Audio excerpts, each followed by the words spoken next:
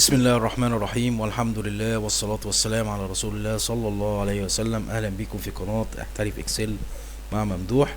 النهاردة يا جماعة بنتكلم عن حاجة جديدة في الاكسل، ومعلومة جديدة مهمة جدا في توفير الوقت والمجهود، وإن هي تسهل علينا شغلنا ويكون بنفس الكفاءة.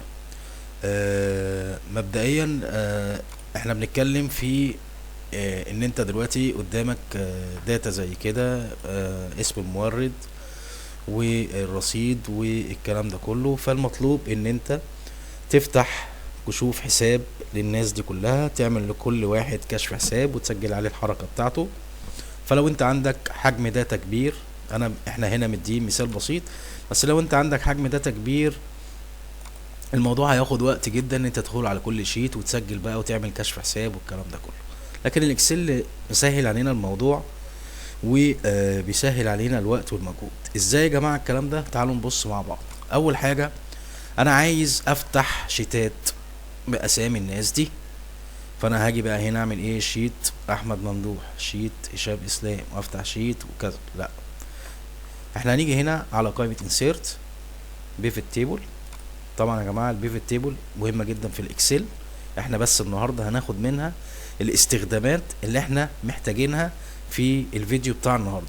لكن ان شاء الله البيفت تيبل هيبقى ليها فيديوهات تانية كتير ان شاء الله، وهتبقى باستفاضه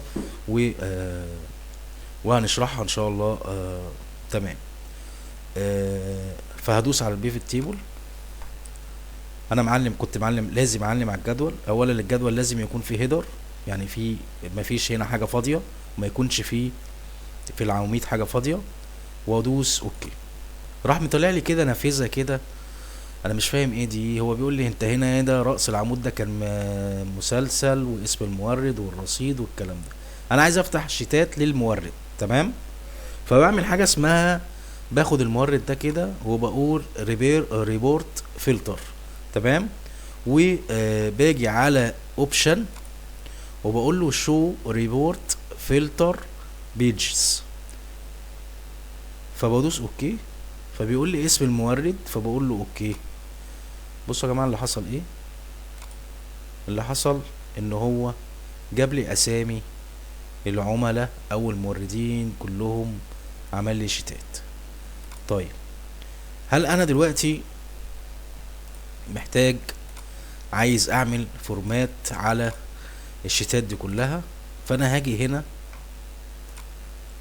عايز اعمل كشف حساب لكل مورد.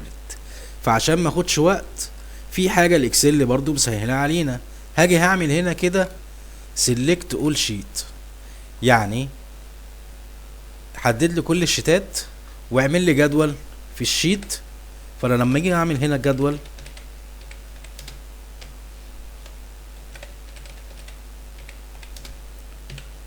بيان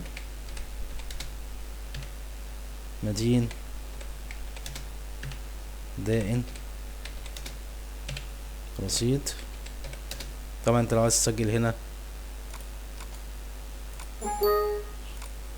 لو عايز تكتب هنا كده مثلا ايه رقم الحركة،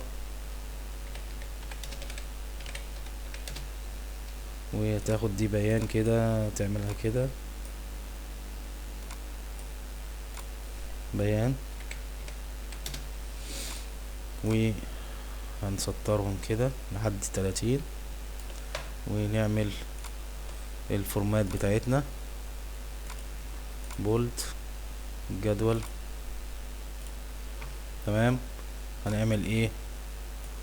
هنظلل ده كده شوية، نعمله كده، وهنوسع الخانة بتاعت البيان شوية، والمدين والداين هنخليهم قد بعض كده، والتاريخ هنوسعه شوية بالظبط كده، وهبدأ اشتغل بتاعي عادي.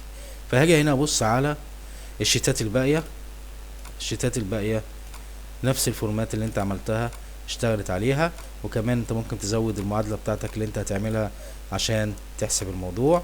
ده كان موضوعنا النهاردة، والموضوع ده مهم جدا في توفير الوقت والمجهود، ويسهل عليك حاجات كتير جدا، و ويقدم لك تقرير، وتعمل تقارير بسرعة، ويسهل عليك الموضوع خالص. وبكده ده كان موضوع الفيديو بتاع النهاردة. وفضلا لا امرا، ما تنسوش دعم القناة، واللايك والشير والاشتراك وتفعيل الجرس. ولو كنت اول مرة بتتفرج علينا فما تنساش تشترك في القناة عشان يوصلك كل جديد. شكرا ليكم، والسلام عليكم ورحمة الله وبركاته.